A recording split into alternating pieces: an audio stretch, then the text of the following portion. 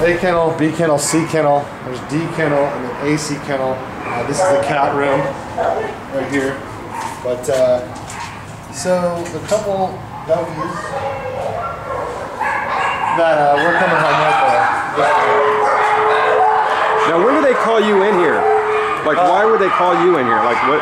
To pick up dogs that they've either fallen in love with, that are injured, that they know don't have a chance at rescue, that they really want to see get rescued. So as soon as I walked in, they told us about this girl. She's a Rottweiler. Well, first of all, they told us about this boy right here. So he's got a missing eye. He was owner-surrendered. We're gonna pick him up tomorrow. Hi, little boy. So he's coming home tomorrow. And then seeking out typically larger dogs. That's our boy Jose. Yeah, there you go. We'll have to block this one from you. Oh, yeah, husky. Of course, I love huskies. Oh, man, what a beautiful dog.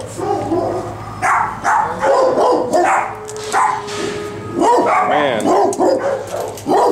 Some of these are beautiful dogs. This is our girl. Tomorrow, hopefully. So this is one you're bringing back right now? Well, not right now because we got to go to Lake Isabella, but tomorrow. Tomorrow, and then what's the plan with her? Get her spayed, get her socialized, see how she is with other dogs, and then get her adopted. So will she go into the pack that you have at your house? Is that what's going to happen? Possibly, depending on if we can find a foster home that's qualified to take her. Okay. Then they'll take her. If not, she'll come up to me. What's the process? Is it anybody can come here and adopt one of these dogs, right? Is that true or no? Yeah, depending on certain dogs are rescue only. Certain dogs can only go to rescue because of their demeanor or because of their physical state. They might be injured or sick. But yeah, pretty much anybody can come here and adopt a dog. Yeah. And the city will spay them. They don't spay them for us. We have to do that ourselves. But the county, anyone in this county that wants to come adopt, they'll spay or neuter them for you. Yeah. I like you too, buddy. It's a girl dog. I'm seeing a lot of labs in here. Is that not true, or is that just a... Surprisingly, there are sometimes. It kind of depends. You get a real mix of mutts. And get a lot of different dogs. Yeah. I'll show you in here. We also got there's a lot of pit bulls. So some of them come in for different reasons. Okay. They change. This is a small dog kennel, but we have a couple of very rare pit bulls here that seem very, very friendly.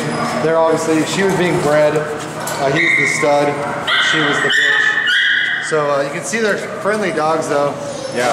I don't know how they are with other dogs. He's got a massive, very scary looking boy. And he looks intimidating. He does, but I'm sure he's a sweetheart. Yeah. But then we have, there's a lot of puppies in here. And then we also have, you can see here. This is the product of Brown Spare Hitter. And you can see Brown Mama dog with all black puppies. Yeah. Hi, Mama. What are the odds of these dogs finding a home right here? Not very good. There's another husky with who's nursing. She's only got one puppy. Maybe sick. I'll find out more about that one. So you're telling me that like this dog with the litter right here, the odds of those dogs all finding a home is not good? Not good at all. Especially if they're black. Black dogs have a 50% less chance of being rescued or adopted. Oh man. Yeah, black. There is racism in in rescue. She's actually very friendly. Yeah. I just don't know right now because we haven't lost her. Right.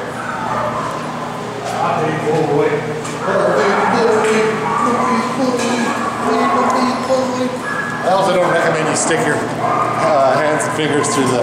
Right. Now they're not going to let those dogs go away without being spayed and neutered, right? I mean, no, they all have to be. Unless they go to rescue, then we have to spay or neuter them. Okay. So this is just basically half the shelter, and then we have the entire county facility, which is over at off of Fruitvale, and then we have several other different, satellite facilities in Shafter and Delano and McFarland and all over the place, man. Cal City. You got to have pretty thick skin to do this. I would imagine. I mean, like, I just walked in there and I got mildly depressed as I heard some of the stories. And you see these dogs. I mean, I'm sure they're great dogs, you know.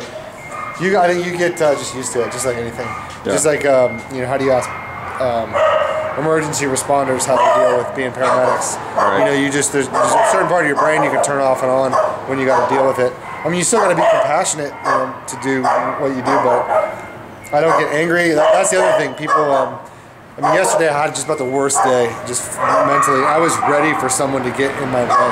You know, I was ready to have somebody just fucking piss me off, somebody that I could almost pick on. You know, somebody that deserved it though. Yeah. But rarely does that happen. You know, today I feel a little bit better, and you just move on to the next indicated step rather than get caught up in let's go find the motherfuckers that did this and hurt them, because that's impossible.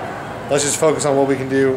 What's the next thing we can do to be proactive? You know? Do you get to a point where you have to realize that I can't save them all? I mean, you can't, right? I mean, there's only... I'm under no delusions at all. Right.